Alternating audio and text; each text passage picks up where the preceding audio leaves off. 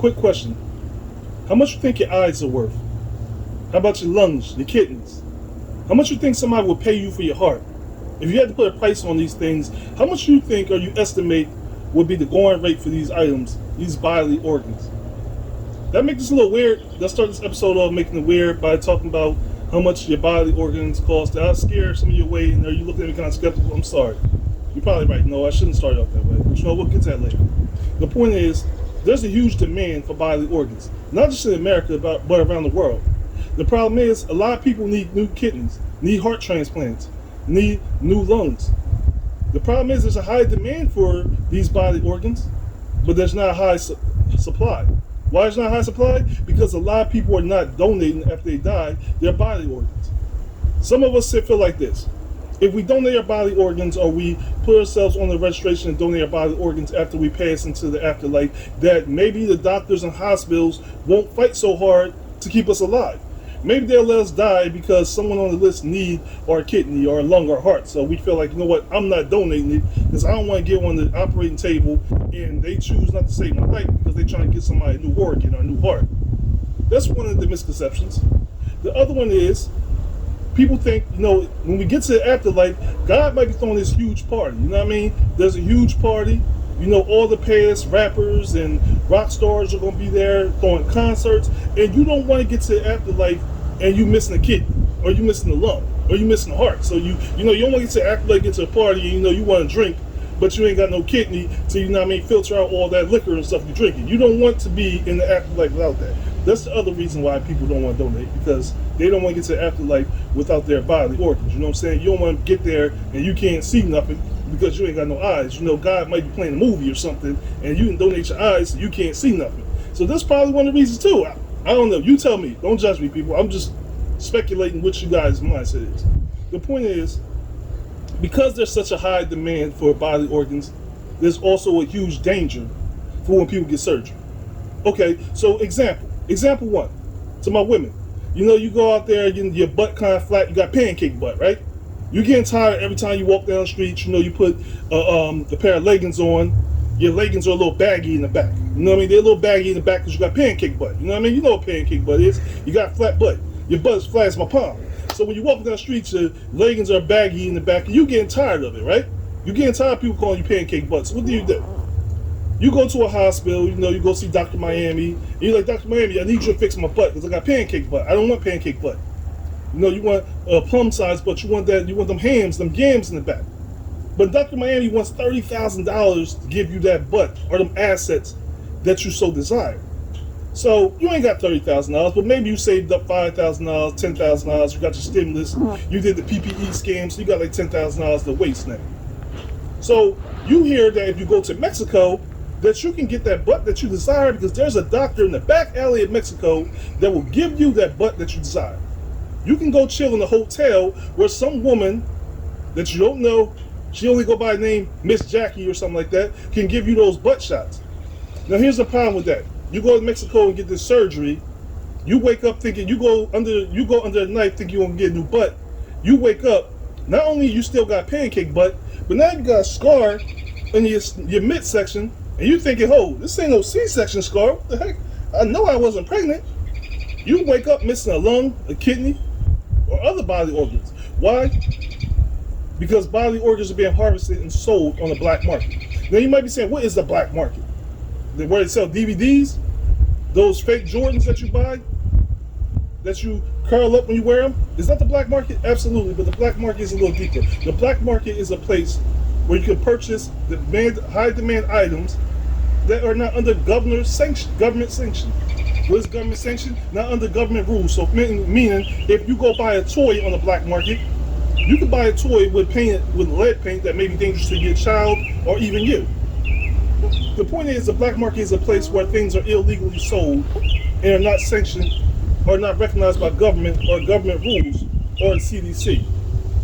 The point is, what I'm going at with the black market is a lot of our organs are being sold on black markets because, again, there is such high demand and people can't go to a hospital and actually buy them, so they go to the black market and buy them.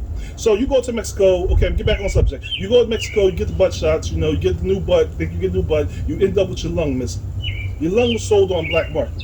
This is a common thing that happens out here, people. This is a common thing that happens, ladies, when y'all looking to go get that new butt because you're tired of having pancake butt. You want get some new breasts because you look like you got 2 mosquitoes on your chest, and you want to have the voluptuous breasts, or your breasts, you had 2 or 3 kids, now your breasts starting to sag. You know what I'm talking about. Your breasts sagging so low that you're stepping on them when you get in the shower. Don't judge me, okay? I'm not judging you, ladies. You know, you're still beautiful, all right? Or you got the nose that look like the letter Z, and you want to fix your nose that look like the letter Z, and you want that Angela Jolie nose or the Angelina Jolie lips. The point is, when you're going to get these illegal surgeries, these illegal butt shots and things, you're putting yourself at a higher risk of your organs being harvested and sold without your consent. Because when you're under the knife in these back alley hospitals in Mexico or in India or Saudi Arabia, you don't know what's happening. These doctors are not sanctioned by the normal hospitals, by normal government rules, by normal policies. So they may be taking your lungs, your kidneys, and sell them on the black market. But it even goes deeper than that, because see, it's not just when you go get surgery. It's not just that. Sometimes for the fellas, you know, you may have a toothache. You might got a toothache real bad, and once again, you don't got dental insurance. So you head on down to Mexico, because you know there's a Dr. Vergara down in Mexico, or Dr. Sanchez down in Mexico, and he can help you out. He can fix your tooth. Once again, you go under anesthesia, wake up, yo, I'm missing a lung, a kidney. Once again, it's being harvested. In most countries, it is illegal to sell kidneys and lungs on the open market. In all countries but one. Can you guess what country it's actually legal to sell these things? Come on, people, give me your best guess. Vietnam? Nah. Mexico? Nah. India? No. Come on, give me one more. Kuwait? No. Saudi Arabia? No. All right, you give up? Okay. Iran is the only country that they actually allow you to sell bodily organs on the open market. So in Iran, you can do it. However, even though in Iran you can sell these bodily organs on the open market, here's another concern. Here's the bigger concern here, people. The bigger concern is when people are going stuck and stolen through human trafficking. Now, we did a previous episode was on the missing black women.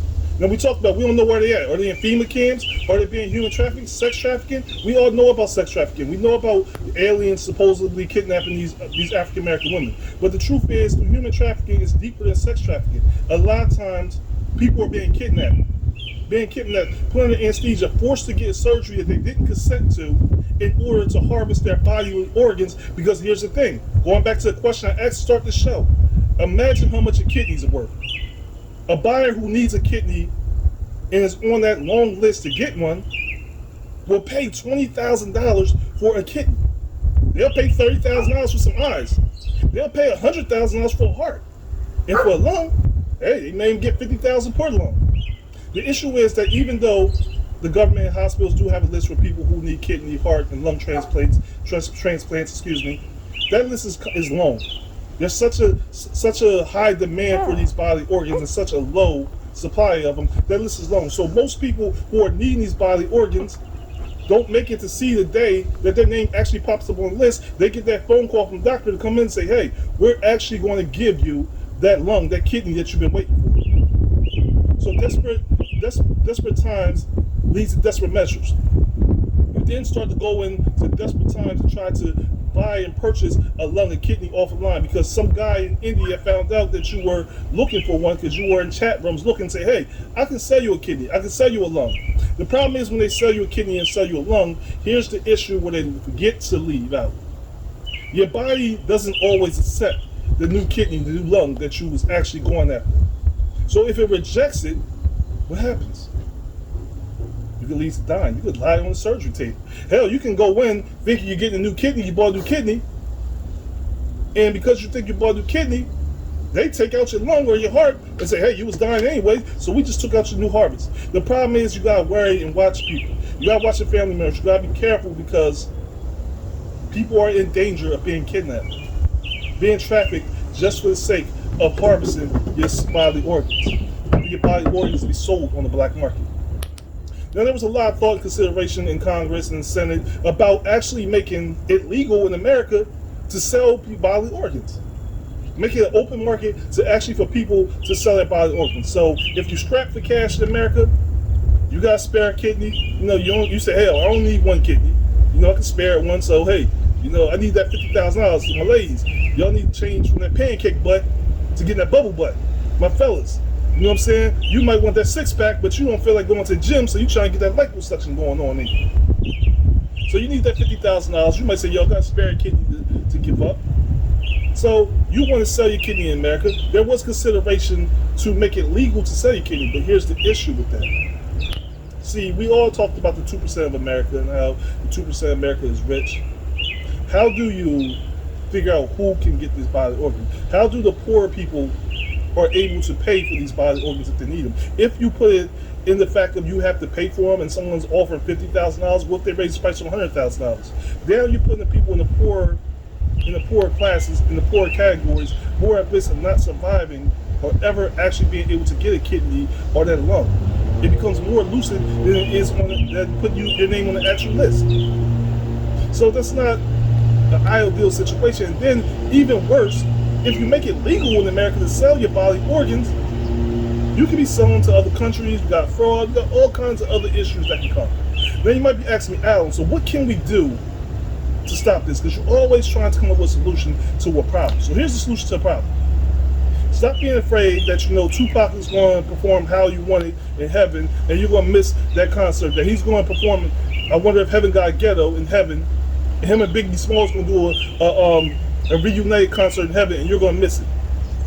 Stop being afraid that if you get put on the table and you get into a bad accident, that the doctor's not going to sit here and try to save your life, because see, it's not in the doctor's ethic to let someone die just to harvest their body organs.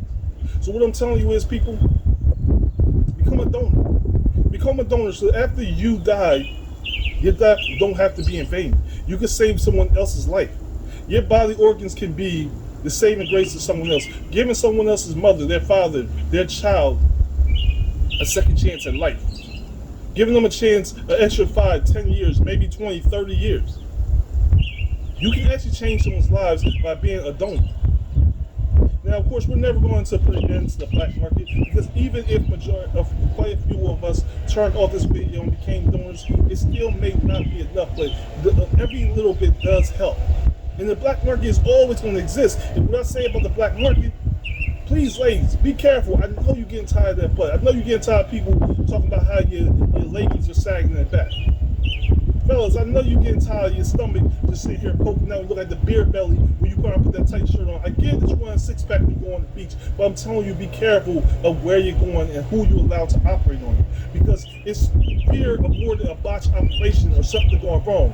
It's more than fear of someone filling your butt shots with cement or, Lord knows, or tire lube or something else. It's deeper than that. The bigger fear is waking up and your body organs are missing. They're being harvested, sold on the black market.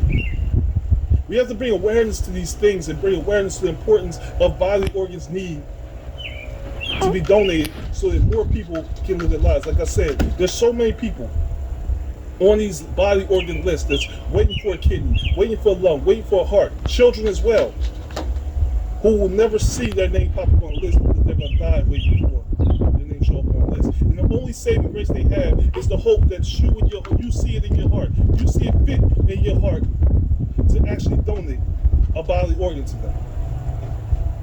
So if you see it fit and you're listening, we're going to have description. We're going to have information description tab of how you can find out how you can become a donor.